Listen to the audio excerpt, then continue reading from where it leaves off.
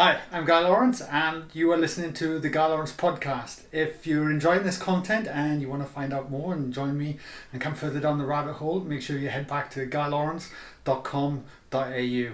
Awesome, guys. Enjoy the show.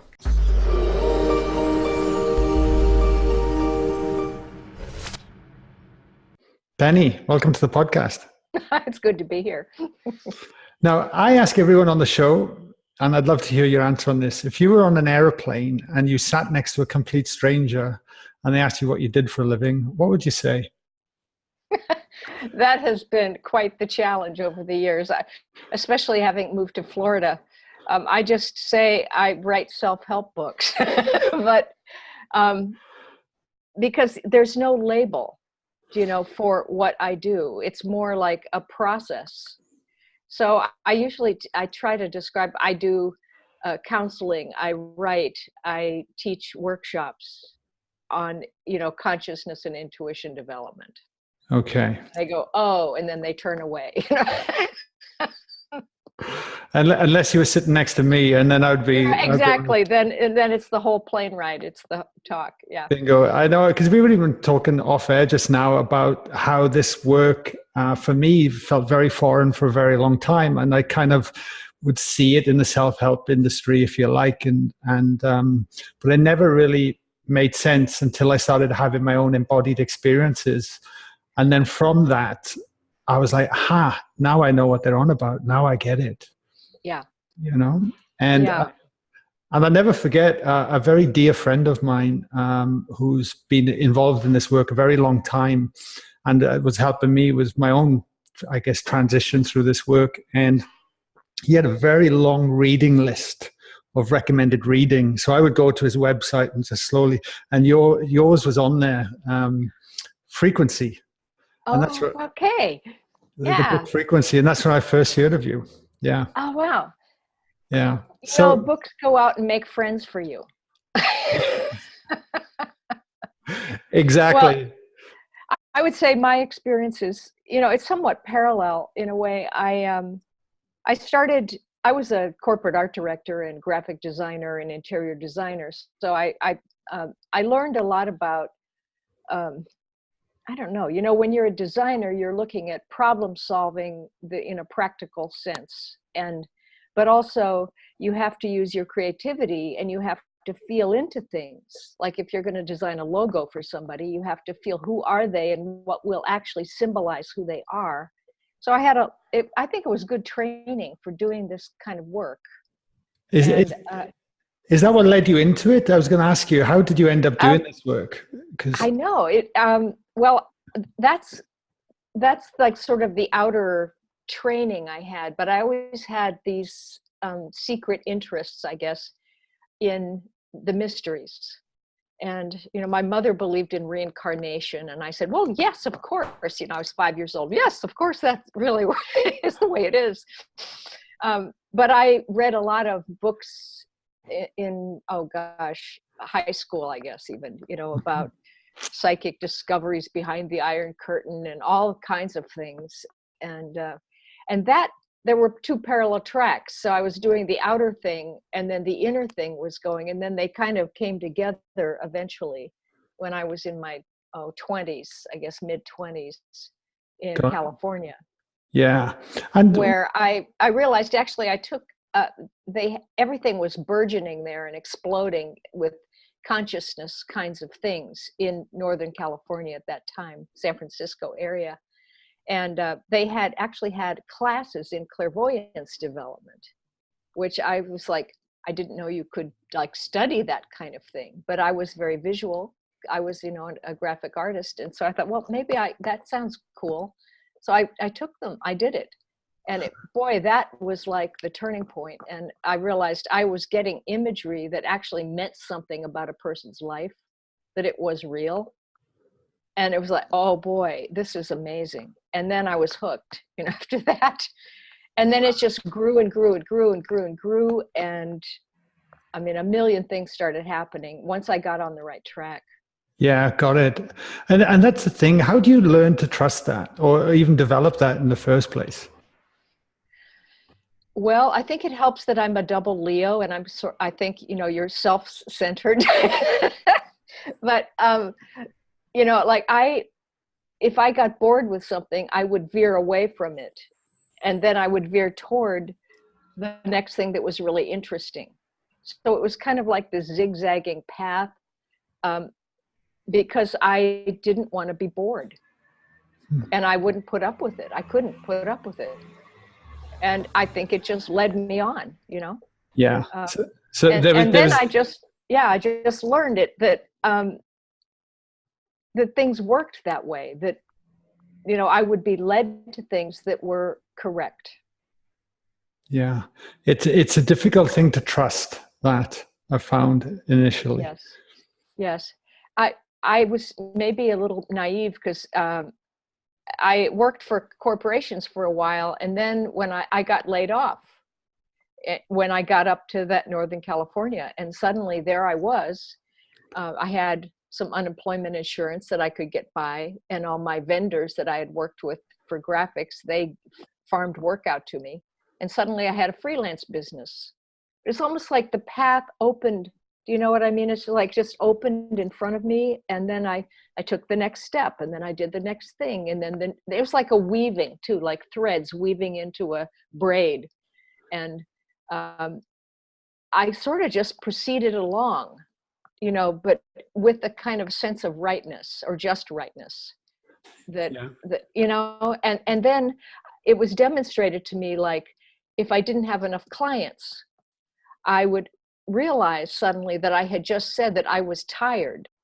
And then the universe would say, okay, you want to rest? Okay, we won't give you anybody. And then I would say, well, wait, I think I'd like to work with people. And then the phone would ring again, So I could really start to feel my connection with my universal self, or the field, and how it all was working together. And I was getting what I needed. Yeah. Nothing was wrong. And that triggers a question in me. How would you describe it to someone? Because I've heard you use the term unified field, if I'm not mistaken. Yeah. How would you describe that to someone that maybe just looking at this work for the first time? The unified field. Yeah, and our connection to it. Well, I think you start to discover it when you meditate. Like when I would meditate, I'd go down into my body, and I'd feel myself as a collection of particles, all just floating in space, right? And my skin was particles, and there was space in between the particles. And then I would go out beyond my skin, and then there was no line there. There was like particles of the air and particles of the chair, and they were maybe slightly different frequencies, but it just kept, if I take my attention out and expand my bubble, it was all the same kind of basic, particles in space with various frequencies running throughout it. And then I realized, well, there's no line that makes me just be here, and that this is all I am. And then I realized, well, I am the whole thing. That's my big body. And yet in this present moment, my focus can be as a personality, or when I meditate, it can be as a soul, or I could be the solar system. And I started to experiment with that expansion and contraction of that feeling of my, I don't know if you call it your aura, your space, your reality, your sphere, and your present moment, and that was me in that moment. But I was constantly changing, and I was everything from I am me to I am us. And that if I didn't put a definition on it, that I was the whole thing, and that's the stars, and it's everything. That inside the physical world is this world of light, particles of light, it's like the quantum physics, right? Yeah, I was going to say, I've had a number of quantum physicists on here, and how it broke down, and that was the language that allowed me to really start to delve into this work and got me across the line, in the first place. Yeah, because metaphysics and physics are just frequencies of the same thing. You know, Mm. they're not separate. So that has always made really a lot of sense to me. Although I'm not trained in science, I really feel, you know, structural a lot in the way I understand consciousness and energy and things like that. It's very, very practical to me in a Yeah. way. Yeah. And I'd love to get your view on this topic of consciousness as well, because I've heard you speak as well that we're in the midst of a transformation, that we're moving from information age to intuition age. Yeah. I'd love you to break that down for us a little bit, please. Okay. So let's see, I'll try and describe. It's a process, right? And first of all, I think we need to understand that transformation is different than change. I always think of change as like you have objects on a tabletop and you rearrange them, like, and they're still the same objects, but they're in a different pattern. Nothing's really shifted that much. But transformation is a dimensional shift. Like you go from, I always say, take a dot and you put a whole bunch of dots together and you get the line. Okay, that's a transformation. Then you put a bunch of lines together and you get the plane. You put a bunch of planes together and you get the cube. Now we're in three-dimensional reality, which is the cubic reality, and we're moving to the end of that kind of consciousness, or that frequency of consciousness. And what's the next thing? Well, it's spherical. And but what that means is a long explanation. But anyway, yeah. So, but transformation is a major shift of perception out of what we've been used to, which is very linear way of thinking: past, present, future, beginning, middle, end. Everything's in a line, and it's kind of slow.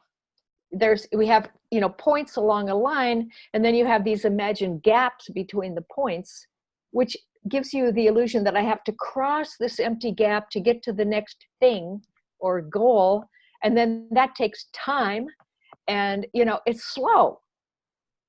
All right, so when you shift out of that kind of linear perception into spherical, this is different. The geometry is actually different. All right, so you're in the center of the ball. You and we're in the center of our sphere right now. And we never leave that center point, but the ball gets bigger or smaller. It encompasses a lot of the body of knowledge of life, or a little bit. It could be physical, it could be mental, it can be emotional, it can be spiritual, it can be global. All those are focal lengths of our self.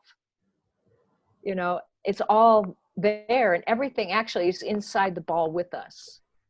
This is like weird. Okay, so we're realizing that there's actually no outside world. That's one of the big tenets of the shift, is that everything is contained within your present moment. All frequencies, all variables, all potential realities, all time, all space. And so what you place your attention on is what becomes real for you. If you take your attention out of something, it fades back into the background.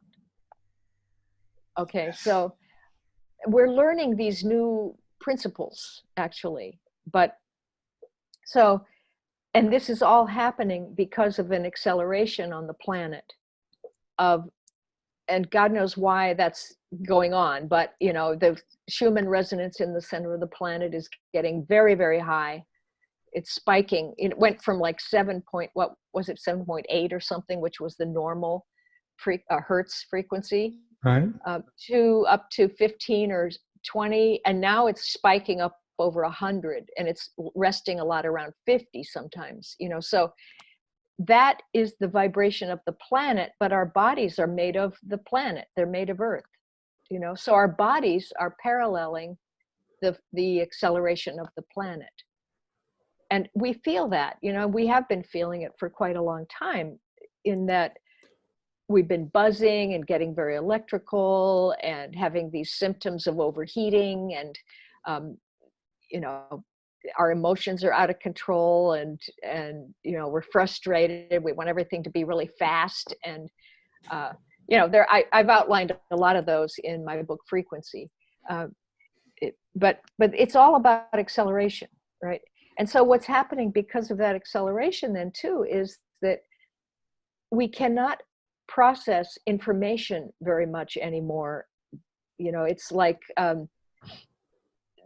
there's so much data. It's everywhere that we used to be able to do it bit by bit, byte by byte in a linear process, but now there's too much and it's overwhelming. So you can't process it the same logical way. That means there's this pressure building that's causing us to almost just need to like, blah, just break through. And it means is you have to go, kind of blank out from having the control over information into going into your right brain where it's all known all at once. Everything is known. And it's direct knowing, it's intuition.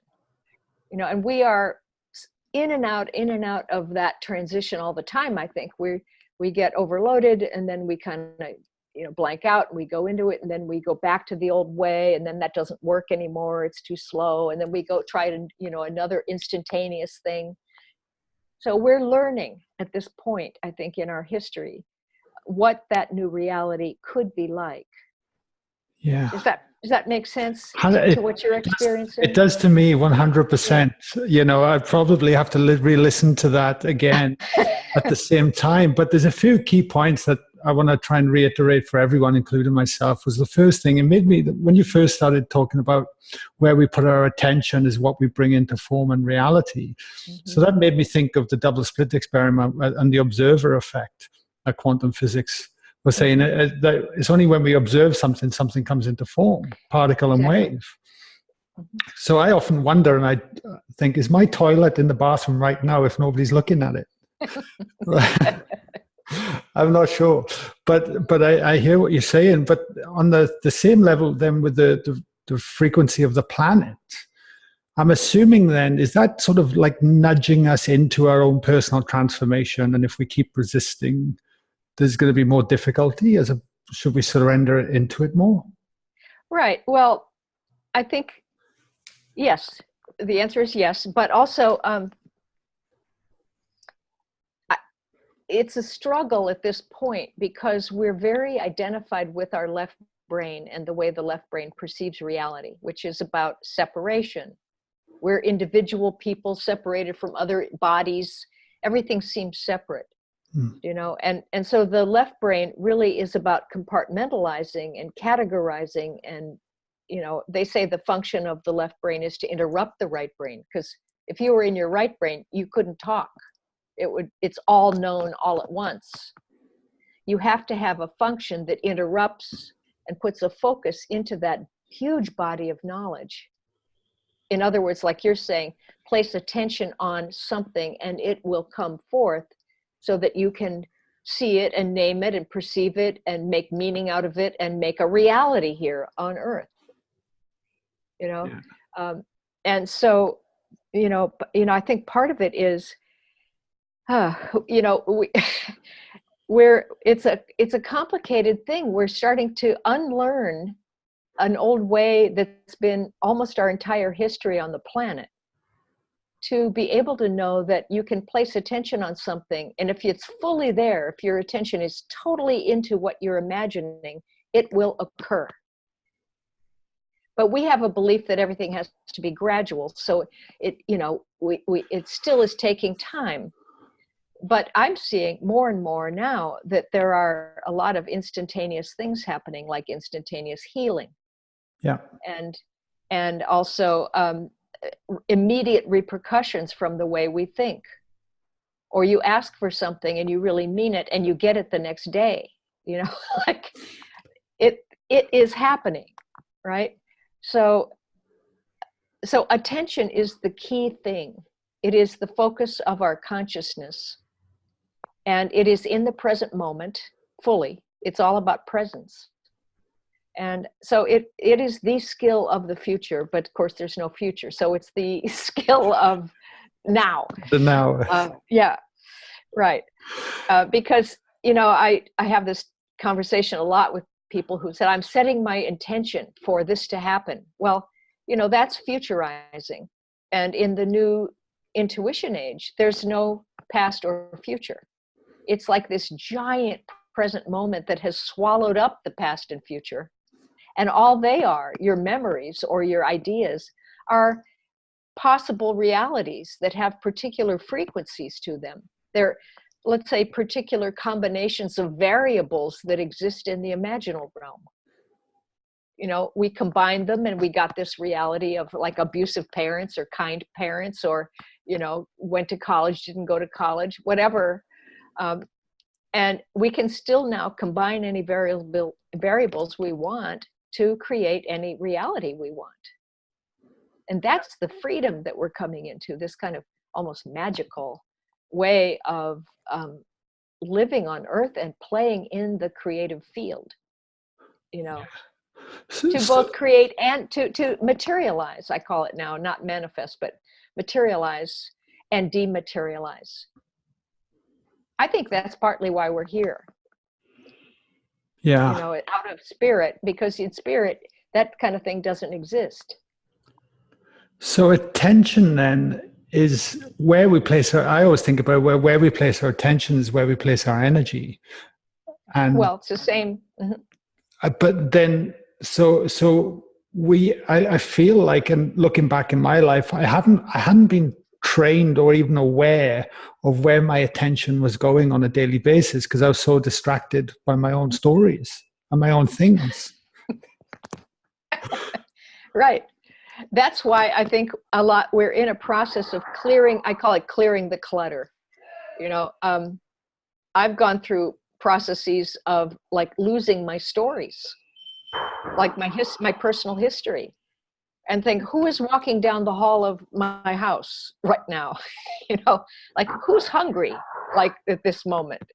And then realizing I don't need any of those stories of that history, because I'm free of it all. But it's useful to communicate with other people. So you can use it as long as you don't get attached to it and identify too much with it, because then you're limited in what you can create. Yeah. Right. And so then part also of clearing yourself is clearing all the old fear ideas or places where you would have reacted, and I call it contractions, right? Where you inhaled and forgot to exhale again. And then just seeing the mistake in the original perception that you had and say, well, I'm bigger than all that. And I won't walk down the dark alley at night. I'm not stupid, but I don't have to create danger in my life either. Yeah, of course. And how much do you think then how much do you think fear is playing a part in all of this then? It must be. Oh, tremendous. I mean, that's why we have this society and the way life operates today, because of separation, because of the way the left brain perceives separation. Yeah. It looks like we are separate objects, right? And that there is this outside world that is bigger than we are, that can hurt us or dominate us, that we're helpless against. Totally. And that is an old human belief. When we start to realize that we're souls and that reality out there is a materialization of our thoughts and feelings. But of course, we're all in this together, co-creating this huge reality out of all of our thoughts and feelings. So as some of us start changing into a clearer perception, we're not buying into the old fear-based realities anymore. And the more we can get a group together that doesn't do that, the faster I think we will actually have transformation, which is that shift into that higher, more frictionless reality. Yeah. And how much over, the years you've been looking at this embodied work, I mean, you've written, is it 10 books? Yeah. Yeah, like amazing. And how much have you seen this new way of thinking, this new paradigm coming in over the space that you've been involved? Do you think it's quickening and more people are catching up to it? Or? Yes. Yeah, I when I first started in this, you couldn't really even say the word intuition. Like we were trying to work, I had a group of us in San Francisco, we're trying to work with businesses, and they would think you were like, woo woo and off the wall, intuition in business. No. And now it's common. Creativity and intuition are just, kind of more ordinary. Yeah. So the times have sped up, and people's bodies and consciousness are in a process of clearing the old fear. They're in the process of undergoing the stages of transformation now, and I've written about that again in Frequency. I've outlined stages of this transformation process. And, I think it is doable. Does to become clear, basically. Yeah, does transformation need to be difficult? No.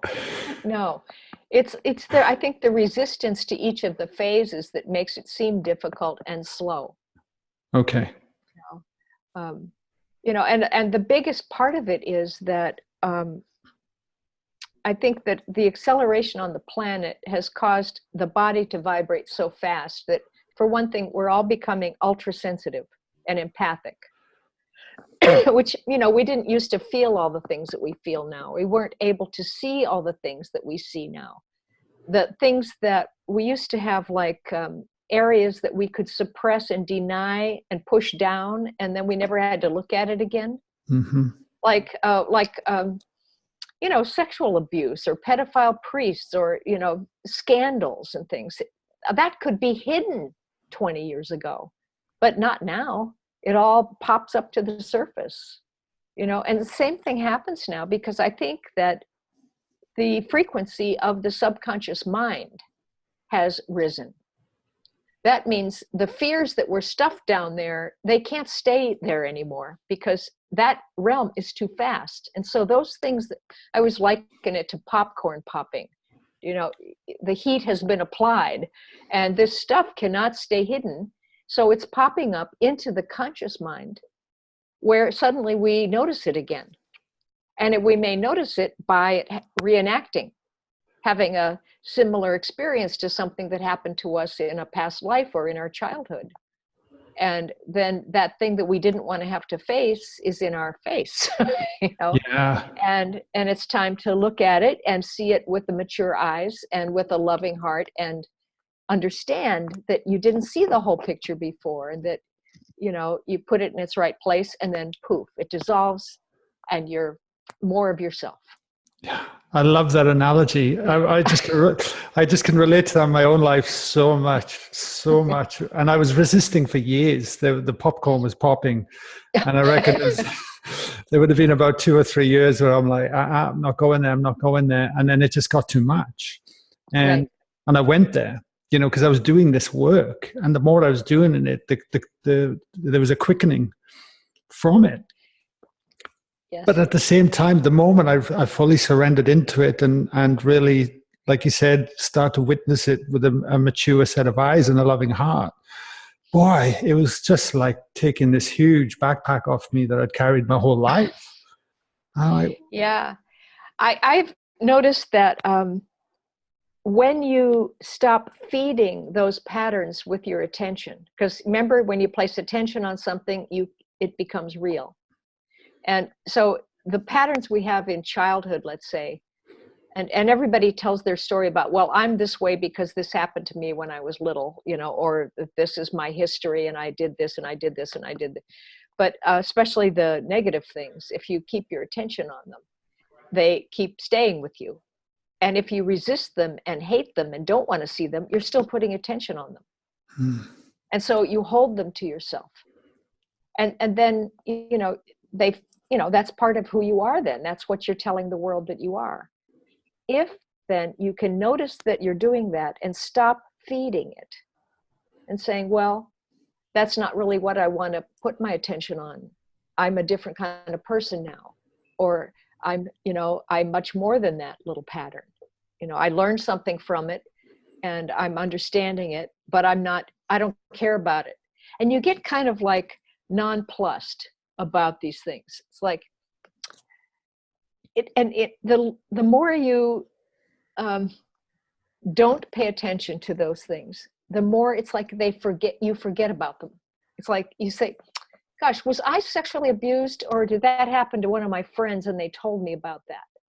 Or is that just like a human thing, that happens to everybody? I don't own it, and then it's like it just fades out. And it's bizarre. You thought it was so real, and now it's just like you can't even remember it. Yeah. I've seen that happen over and over again. Yeah. And I think of Hebb's law as well. What fires together wires together, and what doesn't unwires. That's right.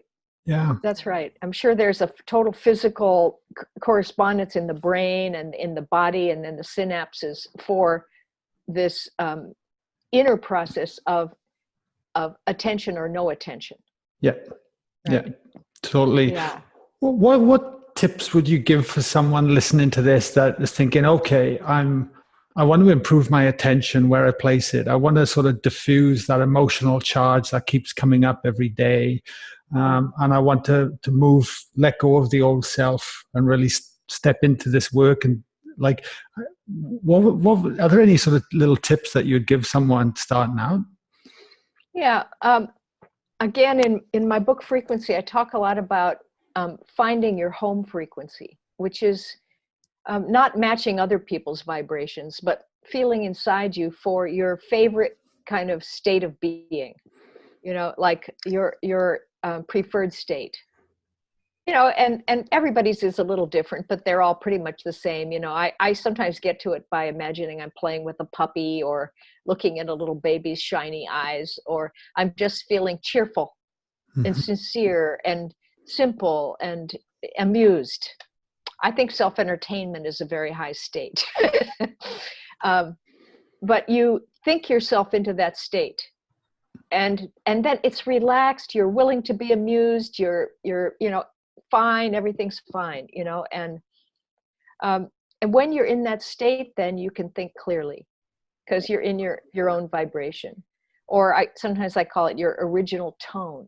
Like if you struck a tuning fork and that was your tone, and every part of you comes into a nice resonance with that. It feels so good. So then you have to take a sort of snapshot of that state, and then compare it to your worst possible state when you're all freaked out and tight and solid and messed up, and then go, wait a minute, do I want to feel like that, or can I go back to my preferred state? So you learn to choose to feel the way you want to feel, because that's up to you. Like nobody can make you feel bad if you don't want to. So that's one thing, and have sometimes a way of triggering yourself back into it. Like mine sometimes is like, I think cheerfulness helps me a lot. Like if I can imagine that, or even have a sensation of like melting butter or a warm pink Angora sweater, or, these are things that feel like the way I like to feel inside of myself. And everybody has different ones. And, return to that as often as possible. And then ask yourself, catch your left brain when it gets overactive in that protective mode. And in that mode, it will always spin out these negative declarative statements about who, I don't dance, no, I don't know how to do public speaking, no, I can't, and it'll just keep negating everything about you.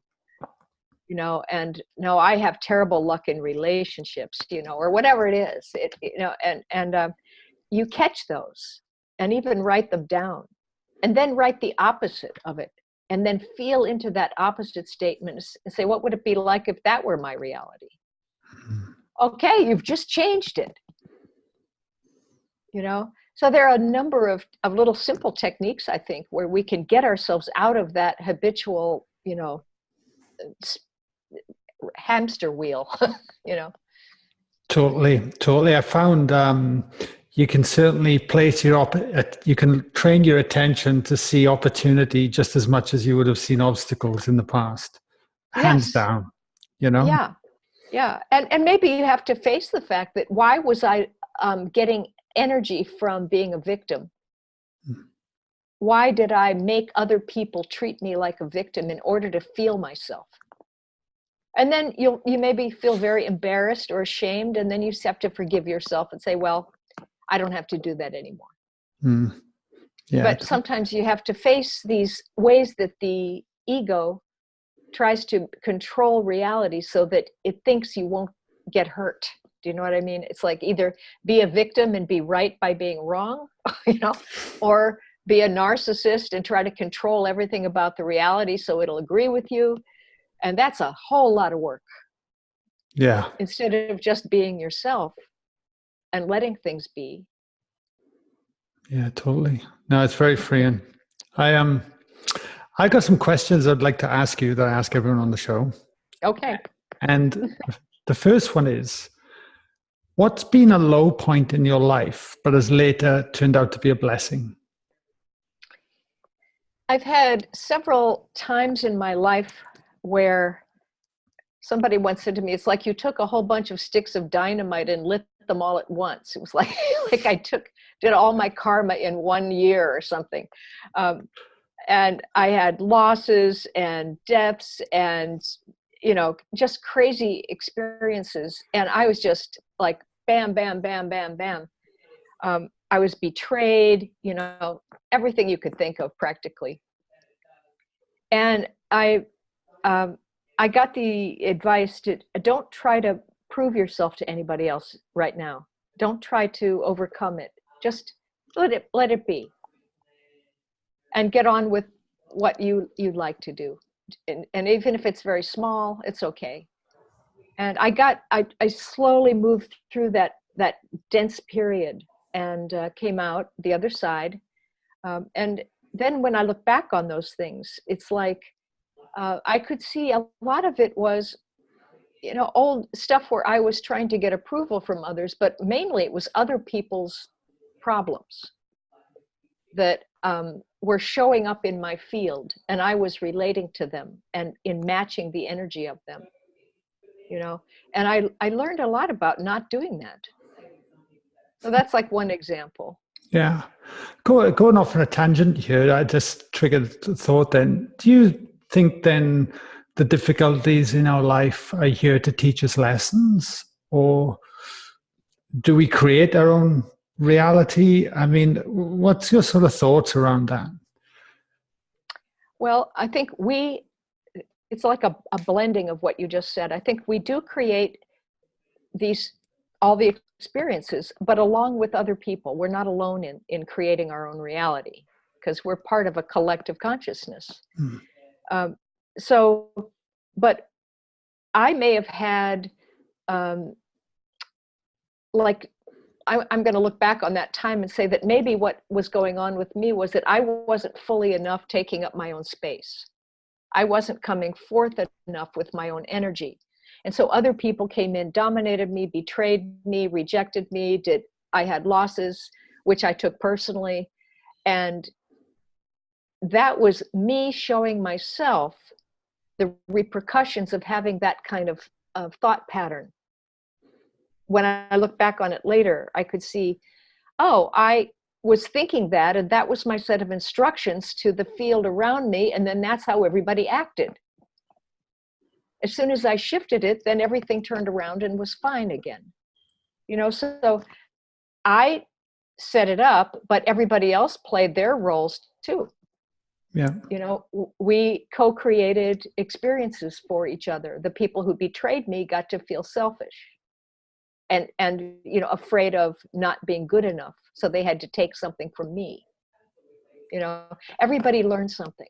Yeah, totally. Totally. Yeah. What does your morning routine look like? I am not a very disciplined meditator or exerciser. So I basically get up and I leave a time in the morning to do housework and cleaning and gardening, physical work, basically. And then I just get started on computer and working and writing or doing whatever project I'm on, and take breaks on and off. Yeah. Yeah. Beautiful. Beautiful. Very simple. Yeah. No, for sure. For sure.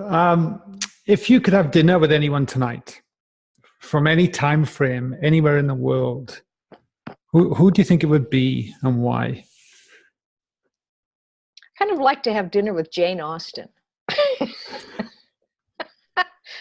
and just see what she's really all about. And if I could have my consciousness as it is today to open her up into some new level of her awareness, and then I would wonder what kind of books she might write after that. Yeah. Fair enough. Fair enough. And last question, is there anything about yourself that most people wouldn't know? Oh.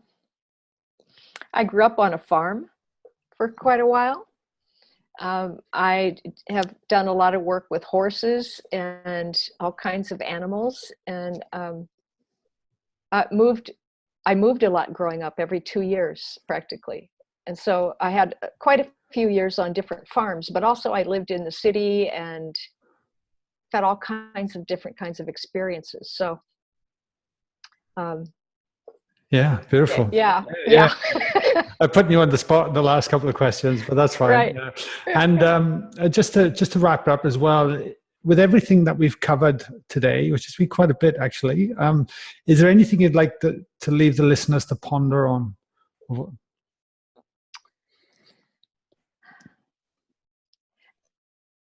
I think that I want people to know that this transformation and clearing themselves is not that hard. It's really a function of your attention. And that part you can do, that is your choice about how you want to feel. And I think that, in some ways, by being a dominator or a victim around other people, you're actually doing violence to them in this odd way. And I think we all have to kind of make a decision to create no more harm, to create no more karma, and that's the golden rule, isn't it? To treat other people the way you want to be treated, and be careful about what you say and how you treat people. Yeah, beautiful. And for anyone that wants to buy one of your books or check out your work on your website, where's the best place we can send them, Penny? Yeah, I've just redesigned my website. So it's just my name, pennypeirce.com, but my name is spelled oddly. It's EY for the first name and EI for the second name. So all my books are featured on there, and you can get them through Amazon and pretty much anywhere. Yeah, beautiful. I'll if people listen to this via the podcast, they'll be able to pause it right now and scroll down. There'll be a link to your website there as well, and obviously back on my website as well. So yeah, wonderful. Great. Penny, thank you so much for coming on today and doing all that you do. You've been an influence on my life with your work, and it was truly an honor to have you on my show today and be able to chat. Oh, thank you. I'd love to do it again. You're a great interviewer. Thank you, Penny. I really appreciate it. Well, have a great day.